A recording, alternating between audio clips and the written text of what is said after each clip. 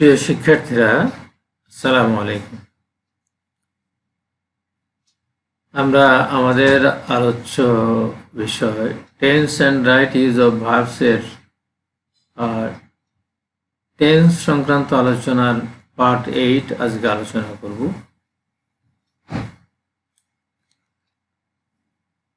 আজকের আলোচনার বিষয়বস্তু হচ্ছে পাস্ট পারফেক্ট কন্টিনিউয়াস টেন্স।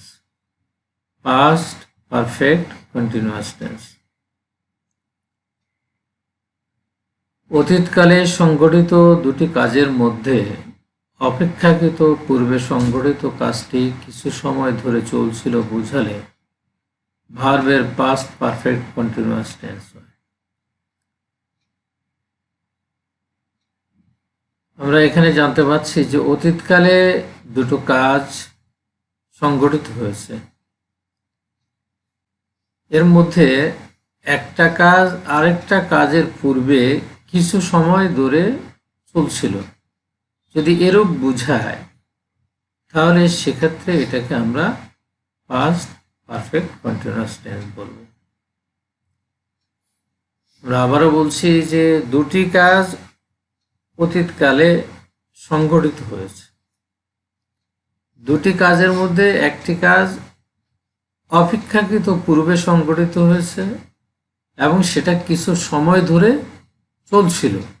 যদি এরূপ বোঝায় তাহলে পাস্ট পারফেক্ট কন্টিনিউয়াস টেন্স হয়।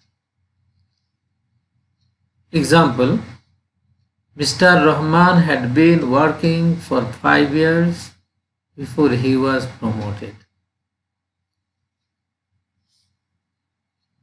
Mr. Rahman had been working for 5 years.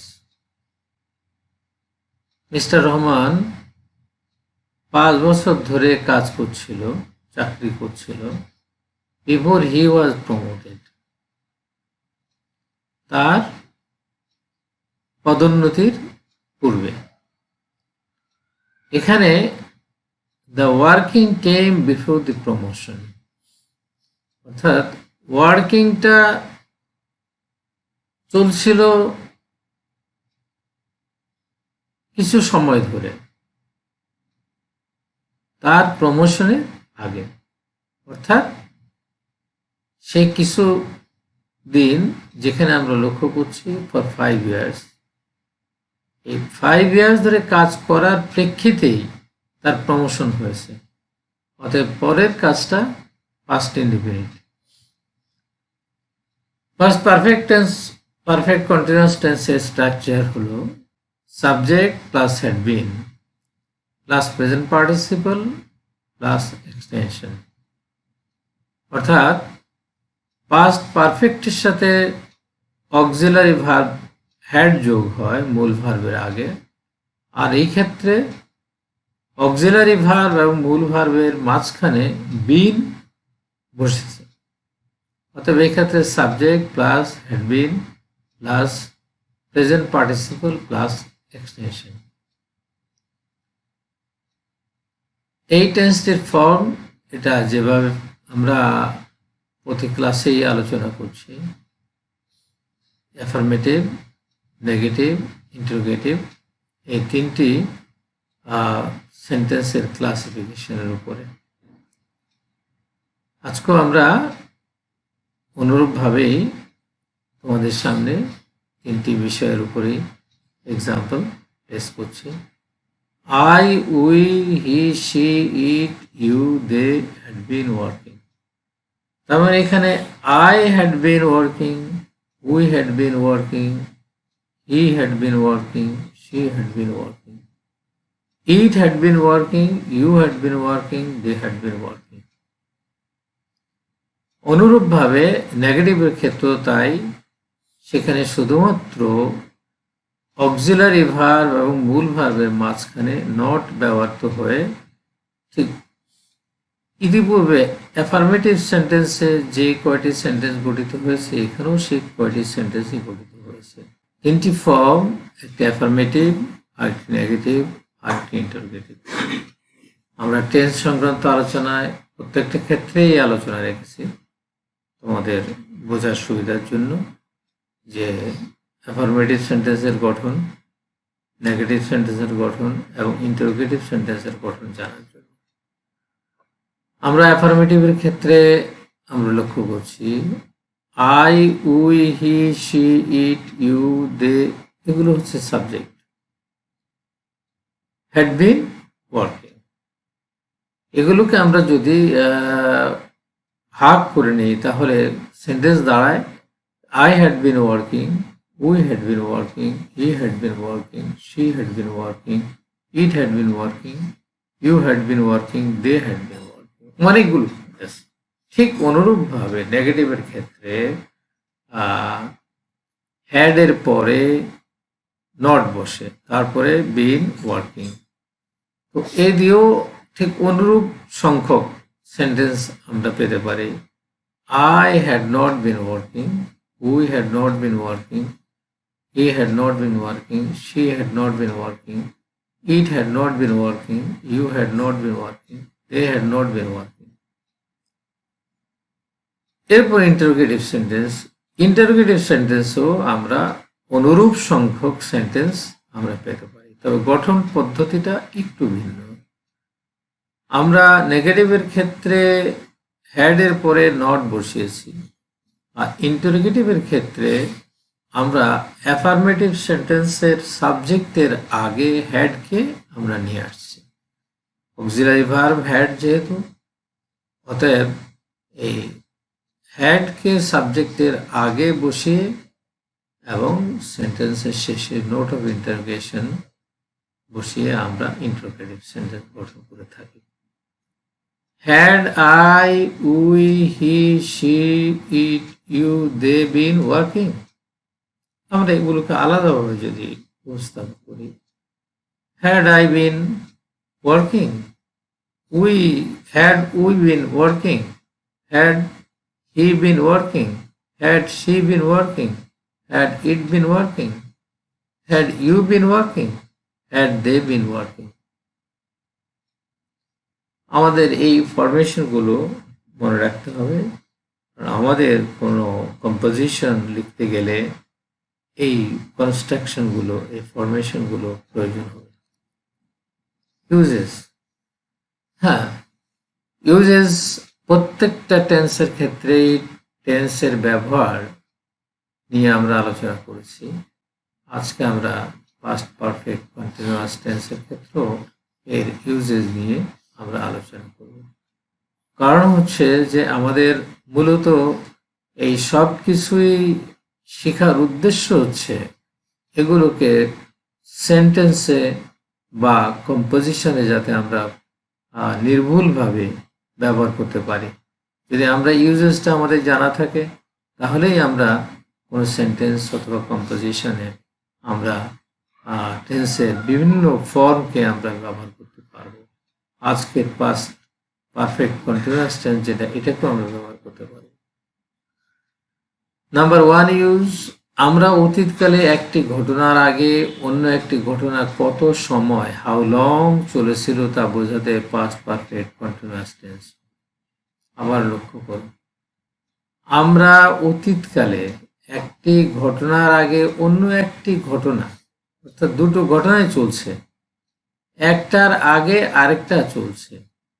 তো এই যে ঘটনাটা কত সময় ধরেছে, হাউ লং চলতেছিল, তা বোঝাতে পাস্ট পারফেক্ট কন্টিনিউয়াস টেন্স।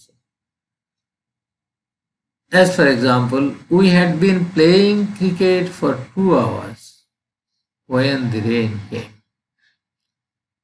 দ্বিতীয় অংশটি হচ্ছে the rain came, প্রথম অংশটি হচ্ছে had been playing cricket for 2 hours, অর্থাৎ কত সময় ধরে চলছিল, 2 ঘন্টা, for 2 hours।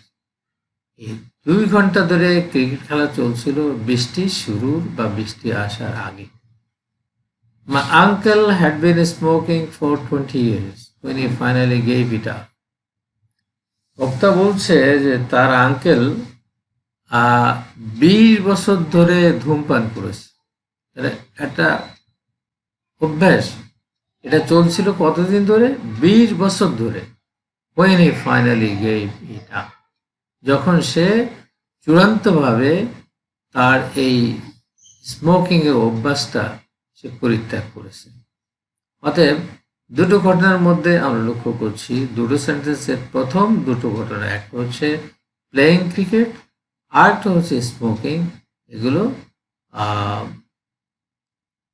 দ্বিতীয়টি অপেক্ষা একটা দীর্ঘ সময় ধরে কন্টিনিউ করছিল। নাম্বার 2, কোনো কাজ বারবার, বারবার বলতে ইংরেজিতে রিপিটেডলি, কোনো কাজ বারবার ঘটেছে বোঝাতে আমরা পাস্ট পারফেক্টের পরিবর্তে পাস্ট পারফেক্ট কন্টিনিউয়াস টেন্স ব্যবহার করি। অর্থাৎ আমরা পাস্ট পারফেক্ট ব্যবহার করতে পারতাম, কিন্তু জেনারেলি সেটা না করে আমরা কি করছি, যদি বারবার কোনো ঘটনা ঘটে থাকে তাহলে সেক্ষেত্রে আমরা পাস্ট পারফেক্ট কন্টিনিউয়াস টেন্স ব্যবহার করি। যেমন I had tried 10 times to get him on the phone yesterday.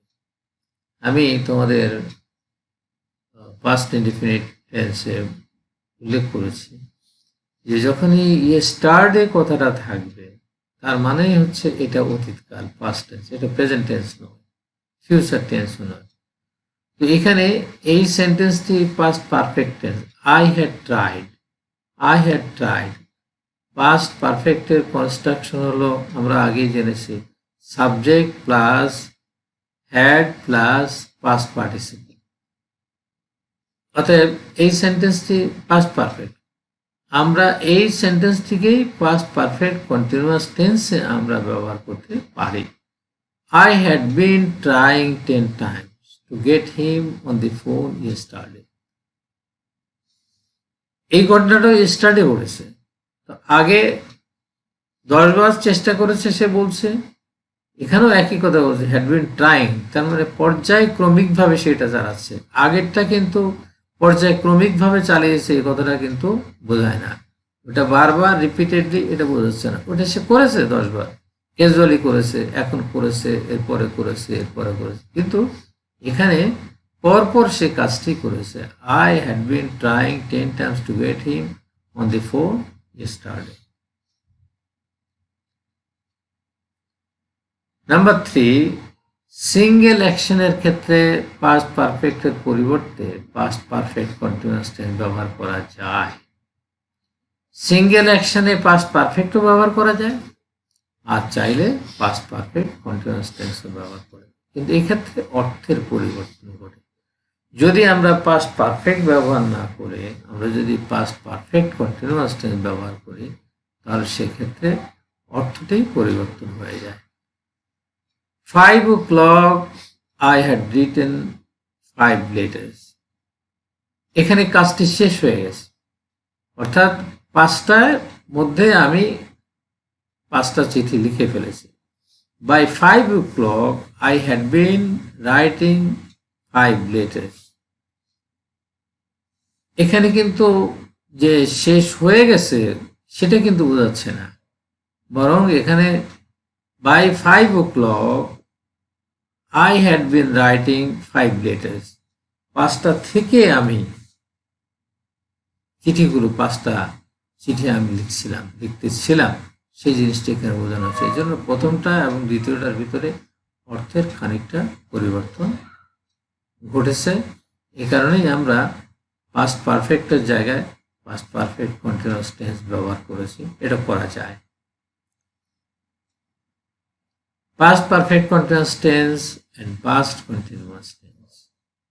Past perfect continuous tense and past continuous tense আমরা লক্ষ্য করি একটা হচ্ছে দুটো কন্টিনিউয়াস, একটা হচ্ছে পাস্ট কন্টিনিউয়াস, আরটা হচ্ছে পাস্ট পারফেক্ট কন্টিনিউয়াস। দুটোই কন্টিনিউয়াস, কিন্তু দুটো এক জিনিস নয়। সেটাই আমরা উদাহরণের মাধ্যমে বুঝতে চেষ্টা করব। When I phoned him he was having breakfast। আমি যখন তাকে ফোন করেছি তখন সে নাস্তা করছিল। এখানে নিচের সেন্টেন্সটি লক্ষ্য করো, I phoned him in the middle of the breakfast। অর্থাৎ আমি তাকে ফোন করেছি তখন সে নাস্তা করতেছিল, নাস্তার মাঝখানে আমি তাকে ফোন করেছি, এটা বোঝাচ্ছে পাস্ট কন্টিনিউয়াস টেন্সে।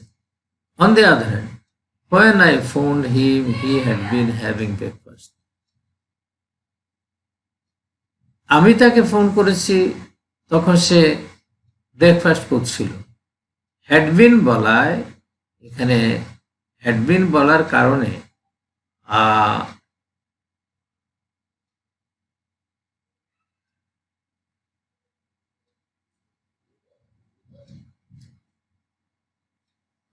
বইটা